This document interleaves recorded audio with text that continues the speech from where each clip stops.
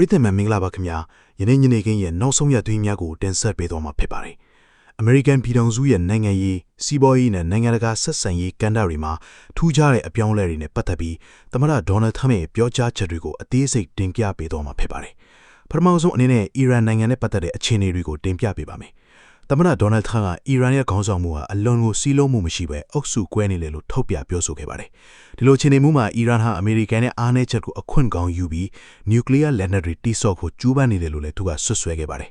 ထရမ့်ရဲ့အဆိုအရအီရန်ဟာအိုဘားမားအစိုးရလက်ထက်မှာနျူကလ িয়ার သဘောတူညီချက်ကနေဒေါ်လာ150ဘီလီယံရရှိခဲ့ပြီးအဲ့ဒီငွေတွေကိုအကြမ်းဖက်လှုပ်ရှားမှုတွေအတွက်အသုံးပြုခဲ့တယ်လို့ဆိုပါတယ်ဒါပြန်အီရန်ဟာအစ္စရေးကိုဖျက်ဆီးဖို့ကြိုးပမ်းနေပြီးအမေရိကန်ရဲ့မဟာမိတ်တွေကိုလည်းချီးမြှောက်နေတယ်လို့ထရမ့်ကပြောကြားခဲ့ပါတယ်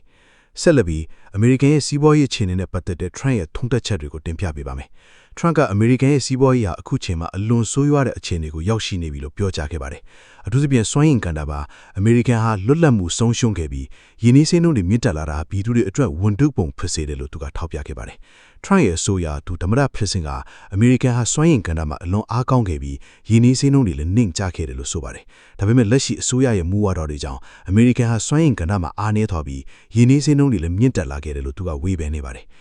ထရမ့်ကအမေရိကန်ရဲ့နိုင်ငံတကာဆက်ဆံရေးနဲ့ပတ်သက်ပြီးလည်းသူ့ရဲ့အမြင်တွေကိုပြောကြားခဲ့ပါတယ်။သူကအမေရိကန်ဟာကမ္ဘာအလယ်မှာသူ့ရဲ့ဂုဏ်သိက္ခာနဲ့အင်အားကိုဆုံးရှုံးနေပြီလို့ဆိုပါတယ်။အထူးသဖြင့်ရုရှားနဲ့ယူကရိန်းစစ်ပွဲမှာအမေရိကန်ရဲ့ပါဝင်ပတ်သက်မှုဟာမှားယွင်းတဲ့ဆုံးဖြတ်ချက်တွေကြောင့်ဖြစ်တယ်လို့သူကဝေဖန်ခဲ့ပါတယ်။ထရမ့်ရဲ့အဆိုအရသူသမ္မတဖြစ်စဉ်ကရုရှားနဲ့ယူကရိန်းစစ်ပွဲဟာဖြစ်ပွားမှာမဟုတ်ဘူးလို့ဆိုပါတယ်။ဒါပြင်တရုတ်နိုင်ငံနဲ့ပတ်သက်ပြီးလည်းထရမ့်ကသူ့ရဲ့မူဝါဒတွေဟာတရုတ်ကိုထိန်းချုပ်နိုင်ခဲ့ပြီးအမေရိကန်ရဲ့စီးပွားရေးကိုလည်းကာကွယ်နိုင်ခဲ့တယ်လို့ပြောကြားခဲ့ပါတယ်။ထရမ့်ကအမေရိကန်ရဲ့ဖေးသွင်းရာကိစ္စရပ်တွေနဲ့ပတ်သက်ပြီးလည်းသူ့ရဲ့အမြင်တွေကိုတင်ပြခဲ့ပါတယ်။သူကအမေရိကန်ရဲ့ရွေးကောက်ပွဲစနစ်ဟာမမျှတဘူးလို့ဆွဆွဲခဲ့ပြီးမဲခိုးမှုတွေရှိခဲ့တယ်လို့လည်းပြောကြားခဲ့ပါတယ်။ဒါပြင်အမေရိကန်ရဲ့နေပေါ်လုံခြုံရေးဟာလည်းအလွန်အားနည်းနေပြီးတရားမဝင်ရွေ့ရွှယ်နေထိုင်သူတွေဝင်ရောက်လာတာဟာနိုင်ငံရဲ့လုံခြုံရေးကိုချီးမြှောက်နေတယ်လို့သူကထောက်ပြခဲ့ပါတယ်။ထရမ့်ရဲ့အဆိုအရသူသမ္မတဖြစ်စဉ်ကနေပေါ်လုံခြုံရေးဟာအလွန်အားကောင်းခဲ့ပြီးတရားမဝင်ရွေ့ရွှယ်နေထိုင်သူတွေဝင်ရောက်လာတာကိုလည်းထိန်းချုပ်နိုင်ခဲ့တယ်လို့ဆိုပါတယ်။ထရမ့်ကအမေရိကန်ရဲ့အနာဂတ်နဲ့ပတ်သက်ပြီးလည်းသူ့ရဲ့မျှော်မှန်းချက်တွေကိုပြောကြားခဲ့ပါတယ်။သူကအမေရိကန်ဟာပြန်လည်အားကောင်းလာနိုင်ပြီး